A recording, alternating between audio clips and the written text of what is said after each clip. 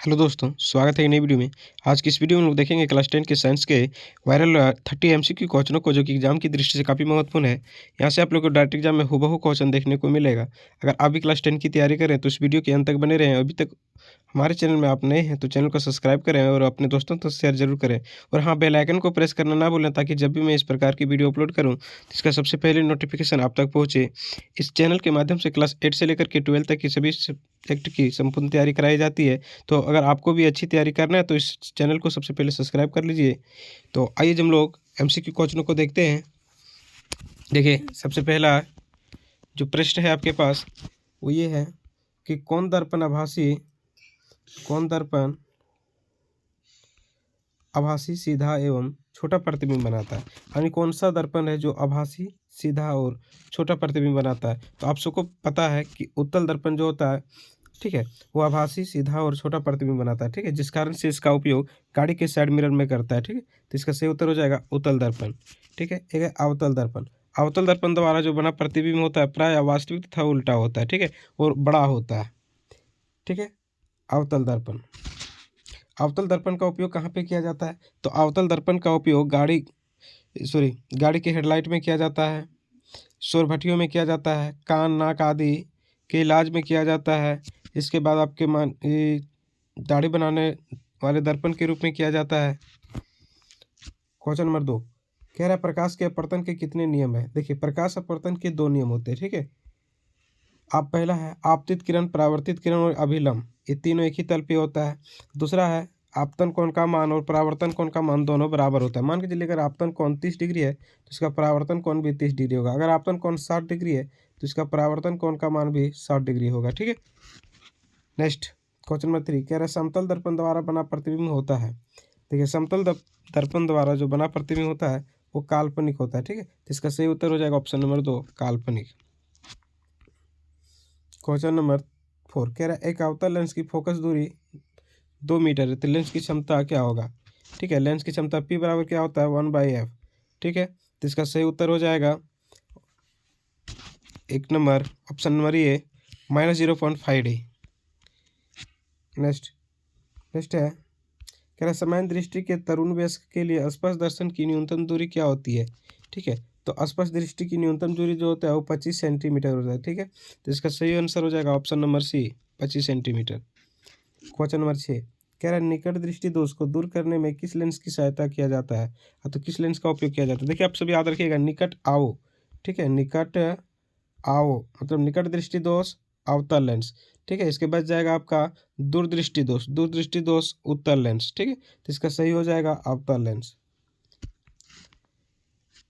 Next है ampere किसका SI मात्रक है। देखिए, एम्पियर जो है वो विद्युत धारा का एसआई मात्रक है। तो इसका करेक्ट आंसर हो जाएगा ऑप्शन नंबर ए, धारा का, ठीक है। विद्युत धारा का एसआई मात्रक एम्पियर होता है, ठीक है। इसको हम लोग अमीटर से मापते हैं। प्रतिरोध का एसआई मात्रक ओम होता है। प्रतिरोध का जो एसआई मात्रक है वो ओम होता है, ठीक है।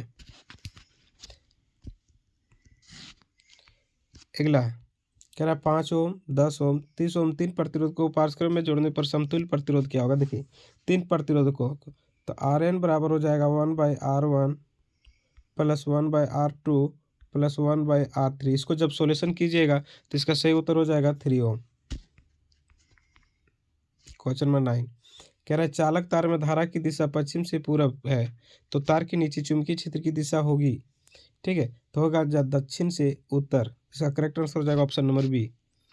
क्वेश्चन नंबर 10 कह रहा है प्रश्न किसी विद्युत धारावाही सीधी लंबी परिनालिका के भीतर चुंबकीय क्षेत्र होता है, शून्य होता है। इनके सिरे की ओर जाने पर घटता है, इनके सिरे की ओर जाने पर बढ़ता है, सभी बिंदुओं पर समान होता है। तो इसका सही उत्तर हो जाएगा सभी बिंदुओं पर समान होता है। क्वेश्चन नंबर 11 कह रहा है calcium oxide plus H2O equal to calcium hydroxide किस प्रकार की अभिक्रिया है, ठीक है। तो यह एक संयोजन अभिक्रिया, ठीक है, क्योंकि देखिए यहाँ पे दो यौगिक आपस में मिलकर के एक बड़ी यौगिक का निर्माण कर रहा है, ठीक है। तो यह है संयोजन अभिक्रिया। नेक्स्ट कह रहा है सिल्वर क्लोराइड का रंग होता है, यानी जो सिल्वर क्लोराइड होता है उसका रंग कैसा होता है। इसका रंग जो है सफेद होता है, ठीक है। नेक्स्ट कह रहा है टार्टरिक अम्ल का प्राकृतिक स्रोत क्या है, यानी टार्टरिक अम्ल जो है वो किस में पाया जाता है। तो टार्टरिक अम्ल जो है वो इमली में पाया जाता है, इसका करेक्ट आंसर हो जाएगा इमली। ठीक है, नेक्स्ट कह रहा है बेकिंग सोडा। ठीक है, बेकिंग सोडा का रासायनिक सूत्र क्या है? देखिए, बेकिंग सोडा का जो रासायनिक सूत्र होता है वो सोडियम हाइड्रोजन कार्बोनेट होता है, तो इसका सही उत्तर हो जाएगा option number 3, sodium hydrogen carbonate. ठीक है,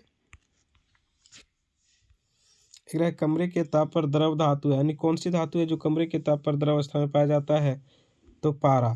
ठीक है, अगर आपसे अधातु की बात करें तो यहाँ पे हो जाएगा ब्रोमीन। ठीक है, ब्रोमीन। अगर आपसे पूछे कौन सी अधातु है जो चमकीला होता है, तो हो जाएगा आयोडीन। आयोडीन एक ऐसा अधातु है जो चमकीला होता है। अगर आपसे पूछे कि कौन सी अधातु है जो विद्युत का सुचालक होता है, यानी अधातु है लेकिन विद्युत का सुचालक है, तो हो जाएगा ग्रेफाइट। ग्रेफाइट। ठीक है, ग्रेफाइट किसका अपरूप है? तो ग्रेफाइट जो है वो कार्बन का अपरूप है। ठीक है, कार्बन का मुख्य रूप से दो अपरूप होता है, हीरा और ग्रेफाइट। नेक्स्ट कह रहा है सीसा और टिन के मिश्र धातु को क्या कहते हैं? देखिए, सीसा और टिन के जो मिश्र धातु है उसको हम लोग सोल्डर कहते हैं। ठीक है, सोल्डर। तो इसका सही उत्तर हो जाएगा सोल्डर।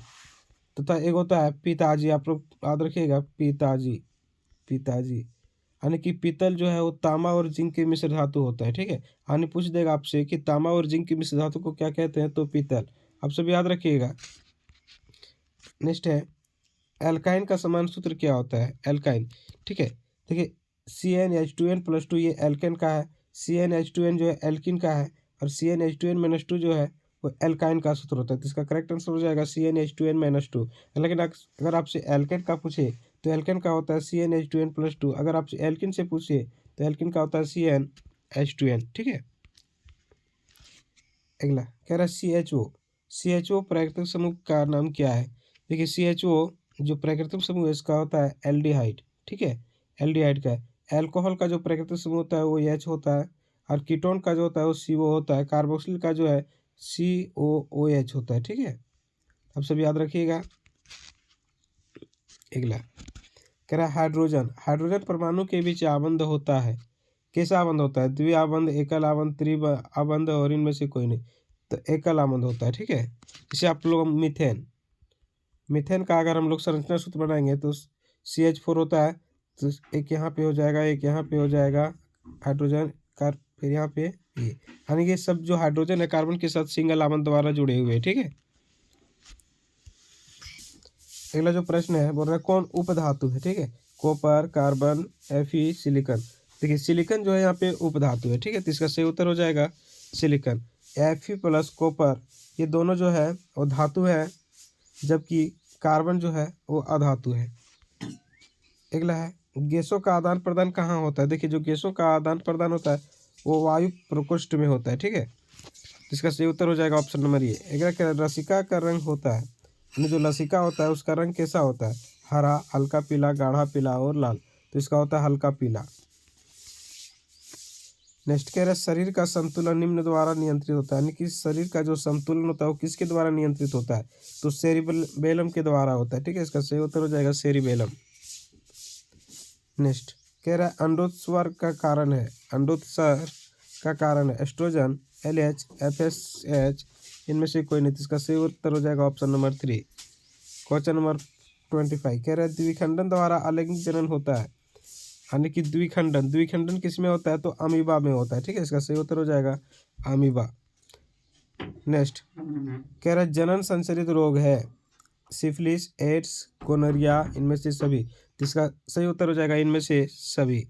नेक्स्ट है मानव के स्त्री में लिंग गुणसूत्र होते हैं। देखिए, मानव के जो स्त्री होते हैं उसमें XX गुणसूत्र पाए जाते हैं, इसका सही उत्तर हो जाएगा XX। अगर पुरुषों की बात किया जाए तो XY होता है। कुल जो गुणसूत्र होते हैं वो टोटल 46 गुणसूत्र होते हैं, यानी कि 23 जोड़ी। ठीक है, इसमें से एक जोड़ी जो XY गुणसूत्र है उसको हम लोग लिंगी गुणसूत्र कहते हैं, बाकी जो 22 जोड़ी होता है उसको हम लोग वर्धक गुणसूत्र कहते हैं। ठीक है,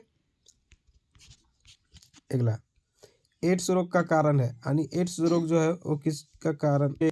इनमें से सभी, तो इसका सही उत्तर हो जाएगा यौन संबंध से। ठीक है, एड्स जो है एक अप्राकृतिक रूप से फैलने वाली बीमारी है जो कि यौन संबंध से फैलता है। ठीक है, अगला है गुणसूत्र कहाँ पाया जाता है? गुणसूत्र जो है वो केंद्रक में पाया जाता है। ठीक है, इसका सही उत्तर हो जाएगा केंद्रक। तो ये कुल 30 MCQ क्वेश्चन था जो कि वायरल प्रश्न है, यहाँ से आप लोग को एग्जाम में डायरेक्ट हूबहू देखने को मिलेगा।